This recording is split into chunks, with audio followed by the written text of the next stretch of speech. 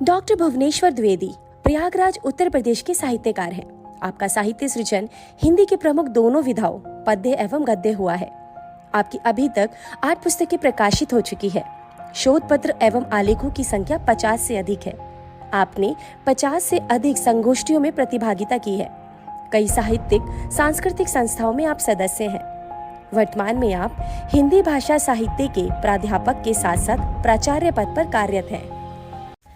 नमस्कार दोस्तों, स्वागत करती हूँ आपका बुक ऑडियो पर किताबों और कहानियों की बोलती दुनिया। आज मैं आपके लिए लेकर आई हूँ डॉक्टर भुवनेश्वर द्विवेदी की रचित कहानी, जिसका शीर्षक है रामराज की शादी, जिसे सुनेंगे आप मेरी यानी आशी सरीम की जुबानी। नानी जी बीमार चल रही है, इसलिए घर में सभी बहुत परेशान रहते हैं। डॉक्टर के पास आना जाना बना रहता है और वे हमेशा कोई ना कोई दवा की पुड़िया पकड़ाते ही रहते हैं। लेकिन कुछ दिन नानी जी ठीक तो रहती है, किंतु फिर से वे बीमार पड़ जाती है। जब वे बीमार पड़ती है तो उनकी तीनों बेटियों की आंखों से आंसू चुभने लगते हैं और वे सभी परस्पर क्षण प्रतीक्षण नानी के बारे में ही बातें करती रहती हैं। एक दूसरे से पूछती रहती है कि नानी कैसी है और क्या कर रही है। जो नानी के पास में रहती है वह बताती रहती है कि आज नानी ने यह किया और सोई है या जागी है। कभी कभी जब नानी ठीक रहती है तो अपने मायके की खूब बातें करती है।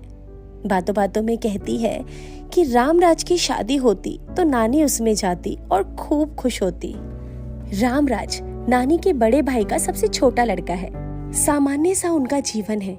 उनके घर में सभी की शादी हो गई है, लेकिन रामराज की अभी तक शादी नहीं हुई है। नानी उनकी शादी की चर्चा हमेशा सभी से करती रहती है। अपनी बेटियों से तो खूब करती है। नानी का व्यक्तित्व खुशदिल है, लेकिन जब से नाना जी दिवंगत हुए हैं, नानी बीमार ज्यादा रहने लगी है। लगता है नाना जी के ना रहने के गम से नानी की तबीयत ठीक नहीं रहती। मामा जी स्कूल में पढ़ाने जाते हैं, इसलिए कुछ समय के लिए नानी अकेली हो जाती है। घर में केवल मामा मामी, नानी और मैं, मेरी मम्मी और दीदी ही रहते हैं। लेकिन स्कूल के समय में मामा मम्मी स्कूल पढ़ाने चले जाते हैं और मैं और दीदी पढ़ने चले आते हैं, तो सिर्फ नानी और मामी ही घर में रहती है।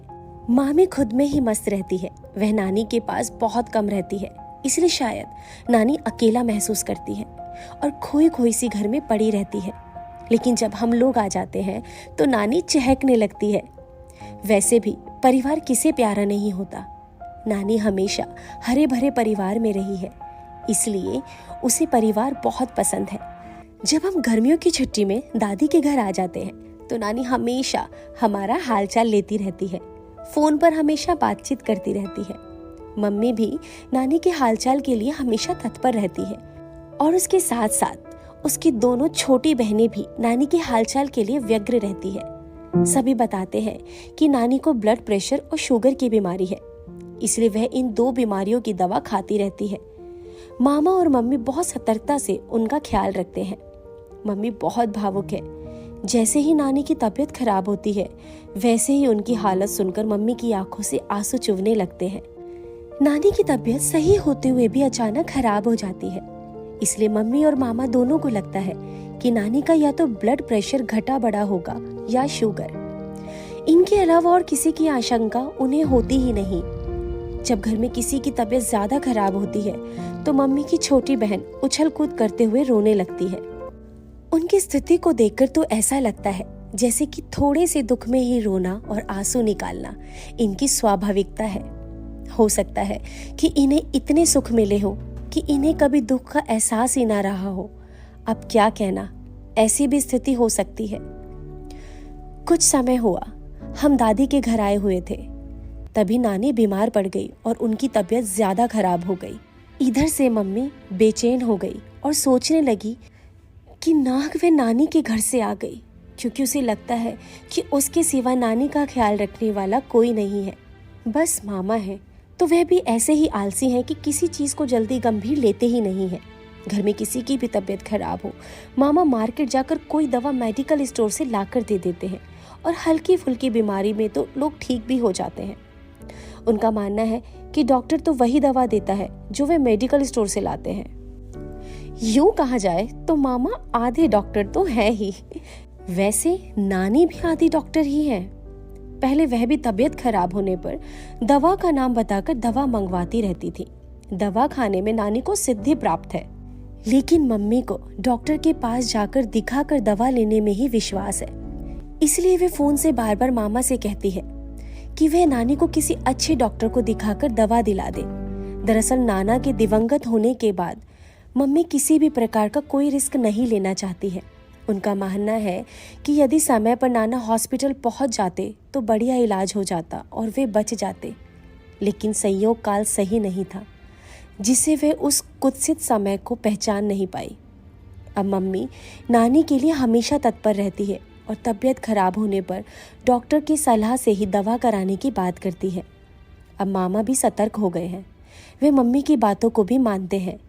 मम्मी और मामा दोनों को यही लगता है कि नानी की ब्लड प्रेशर और शुगर की समस्या ही उनकी मूल बीमारी का कारण है। इसलिए दोनों सतर्कता से इसका बचाव नानी से करवाते रहते हैं। नानी के खान पान का ख्याल भी रखना वे कभी नहीं भूलते। लेकिन इसके बावजूद भी नानी की तबीयत का खराब होना उनके लिए सही नहीं लगा। मामा नानी की तबीयत खराब होने पर तुरंत डॉक्टर के पास ले गए और डॉक्टर ने उनका परीक्षण करके इलाज कर दिया। मामा ने डॉक्टर से कहकर उनकी शुगर और ब्लड प्रेशर का चेकअप करवाया, लेकिन सब कुछ सामान्य ही निकला। मामा ने डॉक्टर से पूछा कि जब सब कुछ सामान्य ही है तो इनकी तबीयत क्यों खराब हो जाती है। डॉक्टर ने जवाब दिया कि तबीयत बिगड़ने के कई कारण होते हैं।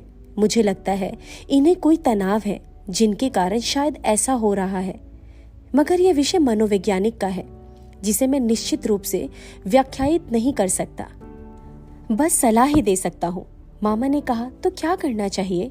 डॉक्टर ने बोला, जो इन्हें तनाव है उसे जानकर समझकर दूर करना ही इनकी बीमारी का इलाज है। जब इस बारे में नानी से पूछा गया तो उन्होंने कहा, ऐसी कोई बात नहीं है, बस तबीयत है, ऐसे ही कभी भी बिगड़ जाती है। अब सभी क्या करते? नानी की बात मानने के सिवा कोई विकल्प भी तो नहीं था। नानी कुछ समय ठीक रहती और जब ठीक रहती तो सभी से हर प्रकार की बातचीत करती ही रहती, लेकिन जैसे ही नानी के मायके की बातें होती, नानी बहुत रोचकता और प्रसन्नता से वहाँ की बातें करती और सुनती। मम्मी और मामा भी इसमें उनका पूरा साथ निभाते। बात करते समय नानी के मुख से कभी न कभी रामराज की शादी के लिए जिक्र आ ही जाता। नानी कहती कि काश रामराज की शादी हो जाती तो बहुत अच्छा होता। नानी की यह बात सुनकर मम्मी कहती, जिसका जो होना है समय आने पर सब हो जाएगा, आप चिंता ना करिए। लेकिन नानी कहती कि उसके जिंदा रहते हो जाती तो ज़्यादा अच्छा होता। नानी की यह बात सुनकर मामा नानी को ऐसी बात कहने से मना करते और कहते, यह सब बात करने की क्या आवश्यकता है, ऐसी बात करने से मस्तिष्क असंतुलित हो जाता है, इसलिए जो जीवन के लिए ज़रूरी बात हो वही करना चाहिए। कुछ समय बाद फिर से नानी की तबीयत खराब हो गई। मम्मी और मामा मिलकर उनको पास के अस्पताल में ले गए। हालांकि नानी जाना नहीं चाहती थी, वह कह रही थी कि वह ठीक हो जाएगी, लेकिन मम्मी और मामा नहीं माने और उसे डॉक्टर के पास दिखाने ले गए। इस बार नानी की तबीयत कुछ ज़्यादा ही बिगड़ी हुई लग रही थी। डॉक्टर ने उन्हें मामा के कहने पर फिर से चेक किया, लेकिन सब कुछ सामान्य ही निकला। फिर उसने कुछ दवा देकर कहा कि दवा खिलाते रहिए, इन्हें कुछ है ही नहीं। मुझे लगता है इन्हें कुछ और समस्या है जो मैं नहीं देख पा रहा हूँ। मामा ने डॉक्टर से कहा कि नानी की तबीयत सही होने के लिए क्या किया जाए। इस पर डॉक्टर ने उन्हें किसी मनोवैज्ञानिक चिकित्सक को दिखाने की बात की। नानी की तबीयत सही ना देखकर मम्मी ने मामा से किसी अन्य अस्पताल में चलकर मनोवैज्ञानिक चिकित्सक से दिखाने की बात की। मामा मान गए और गाड़ी से नानी को लेकर मम्मी और मौसी के साथ दूसरे अस्पताल दिखाने गए।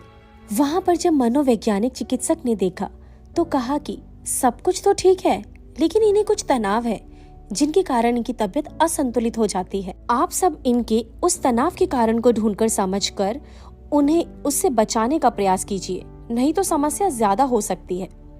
डॉक्टर ने बार बार नानी से पूछा कि आपको तनाव किस लिए और किसका है, लेकिन नानी ने हंसते हुए बस यही बात कही, उन्हें किसी का भी तनाव नहीं है, वह ठीक है, फालतू ही सभी उसे दिखाने ले आए। मम्मी और मामा ने भी बहुत पूछा, लेकिन नानी का उत्तर वही था। अंत में थक हार कर सभी नानी को लेकर घर आ गए। अब नानी फिर कुछ समय के लिए खूब ठीक हो गई और सभी ने समझ लिया कि नानी पूरी तरीके से ठीक हो गई है। कुछ समय बाद एक दिन जब मैं साइकिल चला रहा था और मम्मी और मामा अपने कॉलेज और स्कूल गए हुए थे, नानी की तबीयत फिर से अचानक बहुत खराब हो गई। नानी किसी से अपनी तबीयत के बारे में कुछ बताना नहीं चाहती थी, लेकिन उनके शरीर में इतना दर्द उठने लगा कि वह मुझे बुलाकर मम्मी और मामा को फ़ोन लगाने के लिए बोली। साइकिल चलाने में तो मैं मस्त था, फिर भी नानी के बार बार कहने पर मैंने मम्मी और मामा को फ़ोन लगाकर नानी को बातचीत करने के लिए दे दिया। नानी ने उनसे क्या बातचीत की मुझे नहीं पता, क्योंकि फ़ोन लगाने के बाद मैं फिर से साइकिल चलाने में व्यस्त हो गया। कुछ समय बाद तो मम्मी अचानक कॉलेज से घर आ गई। मैं तो बहुत खुश हो गया, क्योंकि मम्मी जब भी घर आती तो मेरे लिए कुछ ना कुछ ज़रूर लाती और उनके साथ मेरा घर में रहने में खूब मन लगता। साथ ही मम्मी के घर आने का एक फ़ायदा यह भी हो जाता था कि मुझे उसका मोबाइल देखने को मिल जाता और मैं उनके मोबाइल से कार्टून या अन्य खोज करने लगता। वैसे घर में दीदी का मोबाइल भी हमेशा ही रहता है। कभी कभी मांगने पर वह देती है और कभी कभी अपना मोबाइल देने से इनकार कर देती है, लेकिन मुझे मम्मी के मोबाइल में ही देखना अच्छा लगता है। कभी कभी मम्मी भले ही डांट देती है, लेकिन फिर भी मुझे उसी के मोबाइल में कार्टून देखना अच्छा लगता है। इसके लिए मैं उसकी डांट फटकार भी सह लेता हूँ। मम्मी के कुछ देर बाद मामा भी आ गए। कुछ समय बाद दोनों मौसी भी आ गई। मेरे लिए अब यह सब आश्चर्य की बात नहीं थी, क्योंकि इन सभी का जमावड़ा कभी न कभी हमेशा ही होता रहता था। मैं मोबाइल चलाने में व्यस्त था। तभी मम्मी आकर बोली कि मैं भी कपड़े पहन लूं, नानी को दिखाने के लिए सभी के साथ मुझे भी अस्पताल जाना है। मैंने कहा, मैं क्या करूँगा वहाँ जाकर, कुछ समय बाद तो सब आ जाएंगे। फिर मम्मी ने बताया कि नानी की तबीयत ज़्यादा खराब है और यदि डॉक्टर ने रुकने के लिए कहा तो सभी वहाँ रुक जाएंगे, और फिर क्या तुम मेरे बिना अकेले रह लोगे। मैं मम्मी के साथ चलने के लिए तैयार हो गया। कुछ समय बाद मौसा जी भी एक गाड़ी लेकर आ गए, जिसमें गुड्डा और अक्ष भी था। फिर नानी को मामा ने अपनी गाड़ी में बैठा लिया और मम्मी और मैं भी उसी गाड़ी में बैठ गए। मौसी और अन्य सभी मौसा जी वाली गाड़ी में बैठ गए। घर में सिर्फ मामी और दीदी ही रही और सभी नानी के साथ अस्पताल के लिए रवाना हो गए। हम लोगों को किसी की तबीयत से ज़्यादा सरोकार इसलिए नहीं था क्योंकि बालपन में सब कुछ समझ पाने में हम सक्षम नहीं होते। हम लोग खुशी खुशी इसलिए गए क्योंकि अक्ष और गुड्डा के साथ खेलने को मिलेगा और ना कुछ तो मोबाइल देखने को तो मिलेगा ही। लेकिन नानी की तबीयत खराब है, इसका मुझे एहसास था। नानी कहते हुए भी मेरे सिर पर बार बार हाथ फेरती और मुझसे बातें करने की कोशिश करती। मैं भी अपनी क्षमता अनुसार उनसे बात करता और मम्मी और मामा आपस में नानी के इलाज को लेकर बातें किए जा रहे थे। मम्मी मामा से कहती, चाहे जो हो इस बार इलाज कायदे से करा के ही लौटना है, बार बार का टोहटम अच्छा नहीं है। मामा भी मम्मी की बातों को मानते हुए हामी भरते हुए गाड़ी चला रहे थे। कुछ समय बाद हम अस्पताल पहुंच गए। नानी की तबीयत अब ज़्यादा खराब मालूम हो रही थी क्योंकि वे अब ज़्यादा करहा रही थी। उनके सीने में शायद दर्द हो रहा था। डॉक्टर ने नानी को देखा और मामा के कहने पर एक बार पूरा चेकअप कराया। रिपोर्ट आने में समय लग रहा था। मम्मी और मामा को लग रहा था कि इस बार तो रिपोर्ट में कोई ना कोई समस्या ज़रूर पकड़ में आएगी, क्योंकि जांच अच्छे अस्पताल में और सब कुछ का कराया गया है। मामा और मौसा जी रिपोर्ट के लिए जगह जगह जा रहे थे। मम्मी और मौसी नानी के पास बैठी हुई उनके हाथ, सीने और बालों को सहला रही थी और अक्ष, गुड्डा और मैं अपने खेल में जुट चुके थे। लेकिन नानी की तबीयत से संबंधित बातों को मैं सुन भी रहा था। कुछ समय के बाद सारे जांच की रिपोर्ट आ गई और डॉक्टर ने सभी को अपने पास बुलाया। मम्मी के साथ हम भी हो लिए और मौसी जी के साथ अक्ष और गुड्डा भी। डॉक्टर ने सभी को बताया कि सभी ज़रूरी जांच हो गई है और रिपोर्ट भी आ गई है। इस बार आप सभी ने महंगी से महंगी जांच भी करवा ली। मैं भी समझ रहा था कि कोई समस्या होगी जो जांच में आ जाएगी, लेकिन मुझे बहुत आश्चर्य है कि संपूर्ण जांच में कोई भी समस्या दिखाई नहीं दे रही है। संपूर्ण रिपोर्ट अभी भी सामान्य है। अब फिर से मुझे लगता है कि इनको कोई तनाव है जिसके कारण इनकी तबीयत बिगड़ती जा रही है। आप सभी बताइए कि इनको किसका तनाव हो सकता है। डॉक्टर के इतना कहने पर मौसी जी ने चट से कहा कि डॉक्टर साहब, इनको पापा की दिवंगत होने का तनाव है, मुझे जो समझ में आ रहा है। दबे मन मम्मी और मामा ने भी यह बात स्वीकार की, किंतु फिर भी मम्मी ने कहा कि पापा को दिवंगत हुए काफ़ी समय व्यतीत हो गए, मुझे लगता नहीं कि उनके तनाव से इनकी तबीयत बिगड़ रही है। डॉक्टर ने भी मम्मी की इस बात को स्वीकार करते हुए कहा कि देखिए, मैं मनोवैज्ञानिक हूँ, मुझे नहीं लगता कि इन्हें उनका तनाव है।